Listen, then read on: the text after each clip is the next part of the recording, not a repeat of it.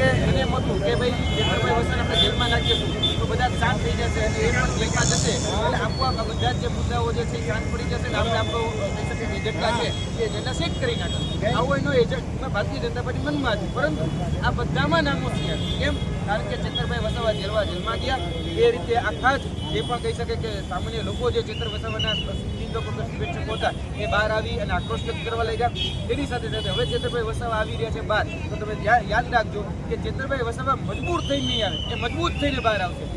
એ jail છે એ ઘડતર કરશે કે આવા તાનાશાહી, આવા સંવેદનશાહી જે શાસનો ચાલી રહ્યા છે, જે 162 ધારાસભ્ય જે આંકડાની જેમ પોતાનું વર્તન કરી રહ્યા છે, જે કહી શકાય કે જે ભારતીય જનતા પાર્ટીના વડાપ્રધાન મુખર્જી હોય કે વાજપેયી હોય જેની વિચારધારા ઉપર અત્યારે ચરી ખાય છે, તો આજે જોવા જઈએ તો એ બધાને એનું જે બાબતો છે એ બાબતો હવે ખુલ્લા પડશે. એના પેટનું તેલ રેડાય છે એટલે એને કારણે હવે ક્યાંક જેવા ચેતરભાઈ વસાવા બહાર આવશે એટલે પાછા બધા જ લોકો ઉગરની જેમ દરમાં ઘૂસી જવાના.